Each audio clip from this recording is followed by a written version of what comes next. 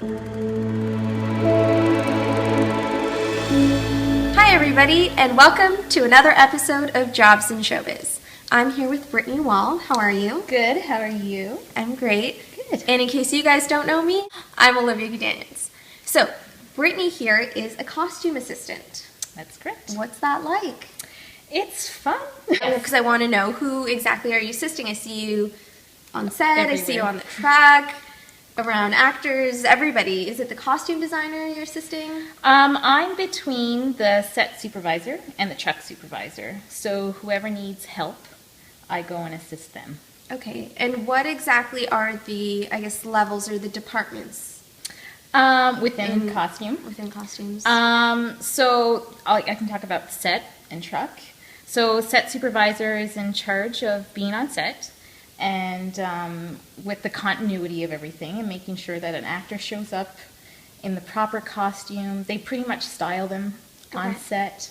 And if there's any issues or anything like that that the director or producers or anything has, it goes to the set supervisor. They're the face of the department on set. Okay. And then the truck supervisor is pretty much has to work a day in advance of what And- we're filming. Yeah, and in an unpredictable field, that is quite difficult, isn't it? It's so crazy. Well, it can be. Yes. But so they're in charge of getting the lineup going. And the lineup is what the costumes are going to be on the actors per scene, per day, who's in what. You know, they're the first line of defense, basically. And they're in charge of getting the actors into the costumes and taking care of all of the costumes. And you're assisting with that. I assist with that. That's great. So you want to eventually do that then? I would love to design. I've done assistant costume designer in the past, and so designer is obviously they're the vision. They have the vision. Right. Everything that you see on TV is because of a costume designer. And then the assistant, they help with minor characters and designing, but they also take care of like the financials and the budget, and they go shopping and The fun stuff. the fun stuff. They're in charge of getting fittings going and all of that stuff. So, Awesome. Yeah. So is this a job that you have had a passion for a while, or something you've just kind of been thrown into?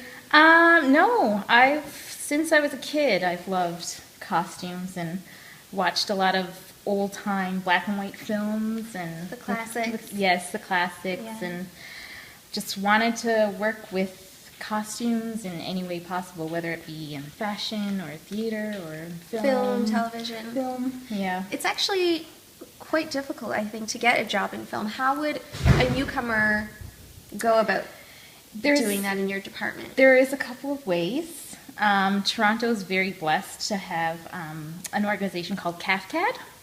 They offer membership to anybody, basically, who wants to get into costuming. I didn't know that. Yeah, Wow. and they provide a great service and get networking going and all that stuff. That's just one way. Is that a school, though, or is that like an internship program? Like, what is that? It's just kind of like a workshop? yeah, they offer workshops and things like that, and then there are monthly meetings and things like that for new members or anybody interested. They offer a huge range of like costuming classes and workshops and fantastic. things like that. But anybody can join, anybody interested in costuming. And then there's also something that I kind of got into and how I kind of made my start was with the CFC. Yes. And just volunteering and getting as much on-set experience as possible. But yeah, how I got into it was actually kind of crazy. I answered a Craigslist ad. Wow. It's a bit sketchy, but Yeah, you never know with those. You never really know, but Yeah. it was actually a really good thing for Good me. experience. Yeah. Oh, good. I'm glad that worked out for you. Yeah, me too. And I have to ask, when somebody's in their costume, does anybody ever like complain? Yes. And what happens?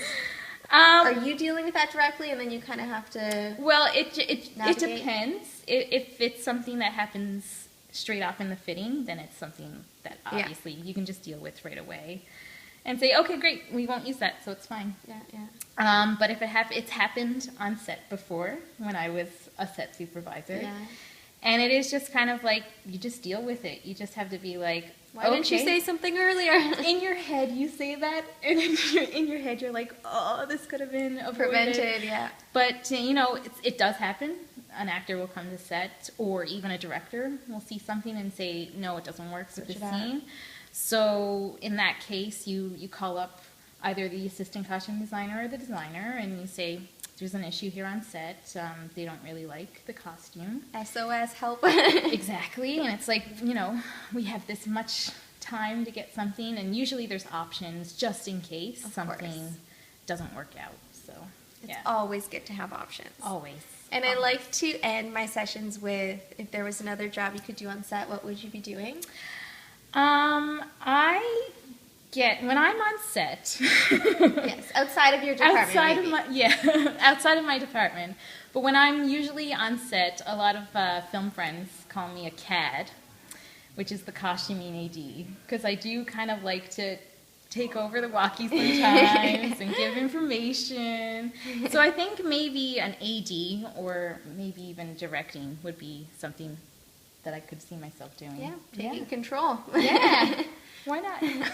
Well, thanks, Brittney. Bye.